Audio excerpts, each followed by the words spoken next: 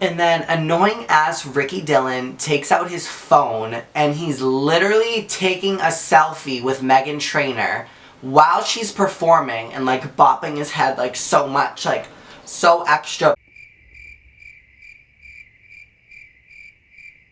Hello everyone, I am back. The Billboard Music Awards were last night and I just wanted to sit down and talk about them because honestly, I had very mixed emotions about some of the winners and most of the performances. I don't know, I just feel like the Billboard Music Awards were so different this year than they were in years past. So I made a list on my phone as the show was live about some of the topics that I wanted to talk about. So let's begin, shall we? So the queen herself, Princess of Pop, Britney Spears, opened the show. It was before the host came on and everything, and it was just amazing. It was like a 10-minute long performance. I was living for it.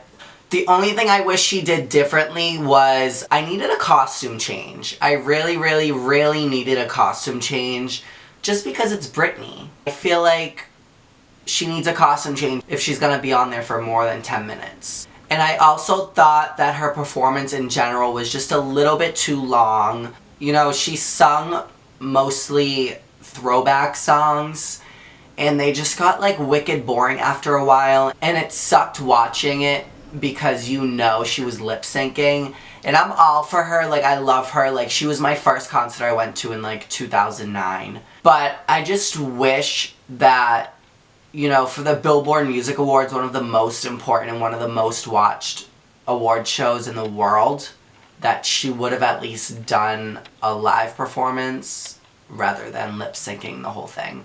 But that's just my opinion. The next performance was by Fifth Harmony, and once again, I live for these ladies. Like, I was rooting for them since day one on the X Factor. I remember I voted for that name. Like, they had like 3 different options you could pick from, and you got to vote at home, and like next week they would tell you which name they won. And obviously the name Fifth Harmony won, and ever since then I was in love with them. But I feel like this performance was just a little bit too sexual, simply because when the featured performer came on, I forget what his name is, he's some rapper that wears sunglasses and has dreads. But when he came on, I feel like they were all like grinding on him, and I just really didn't like it. Like, it was just too sexual. Like, you're at the Billboard Music Awards, not the VMAs, okay? Like, get your shit together. And another girl I really had an issue with was Meghan Trainor, because I don't know if you guys follow her or anything like that, but about a month ago there was a controversy about the editor of her latest music video, about how he or she edited the video too much and she was too skinny, and like she's all about like body image, and like she doesn't like anything that's fake. But the bitch was clearly wearing a waist trainer. Like, you could see the waist trainer under her skin-tight dress. I was like, honey, how are you gonna sing a song about a boy chasing after you and you not giving him his number, and then bashing a music editor all over social media about how he fixed your body? Then you're gonna come on the Billboard Music Awards and you're going to wear a waist trainer. Because that makes a lot of sense, right? And during her performance, there was like a little stage in the audience. I don't know if you guys were watching or not, but there was like a little stage, and a bunch of YouTubers were sitting right in front of that stage, like front row, front dead and center.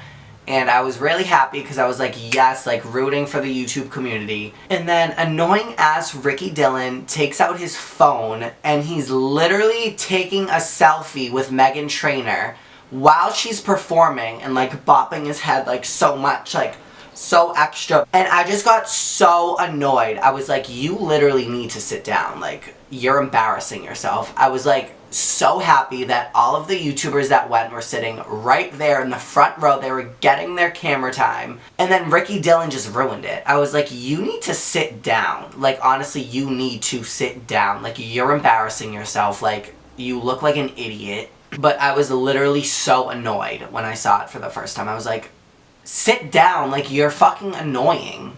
And then, of course, Mama Adele comes out and wins 2 of the most important awards at the show.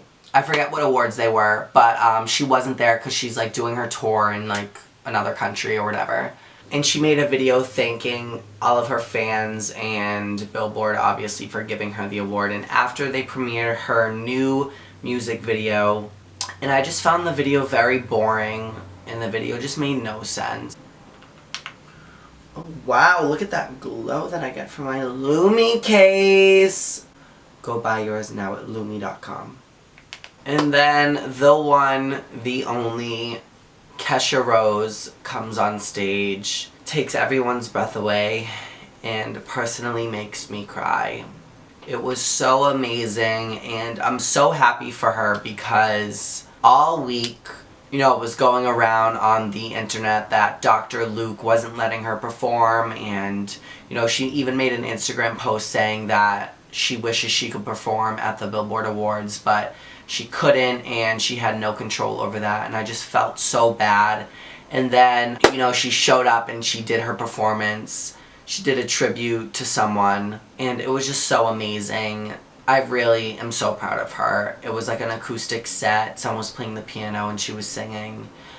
And it was just so amazing, and I felt so happy, and I felt like she was happy as well. And the one thing that pissed me off about this award show was that The Weeknd had 3 nominations in the same category.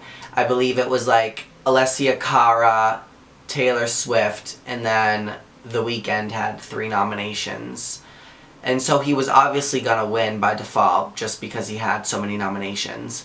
And I'm not saying his music's bad, I just think it's unfair that would be nominated 3 times in the same category. And I don't know if any of you guys follow me on Instagram or Twitter, but if you do, you would know that I am literally obsessed with Troye Sivan.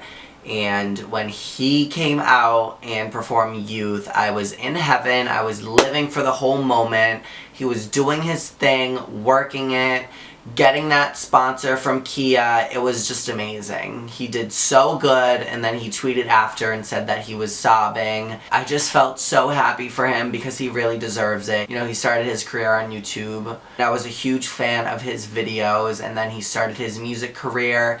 And every time he's been in Boston, I have been there, and I bought my tickets to his November show in Boston. And I'm just so happy, and I'm excited for him. And I know that one day he's going to start selling out stadiums, no doubt in my mind about it. And towards the end of the show, they had the band The Go-Go's come out and perform their only hit song that they ever created. And it was from like the 90s. And it was a song called, I think it's called We Got the Beat. And it was just so bad. It was just such a bad performance, and they all look so old, which they are, so they should look old. But like, I don't know why Billboard would have them on the show. The lead singer literally looked like a mom, what she probably is. She was wearing like a mom outfit. The guitarists looked like rock stars, and their hair was like blue and green. I don't know, the performance itself just made no sense, and I don't understand why they were even on the show to begin with. But yeah, that is my little recap about the Billboard Awards. I hope you guys enjoyed this video, and watch out for next week because I'm going to be posting my vlog from my prom. It was so much fun, and until next time,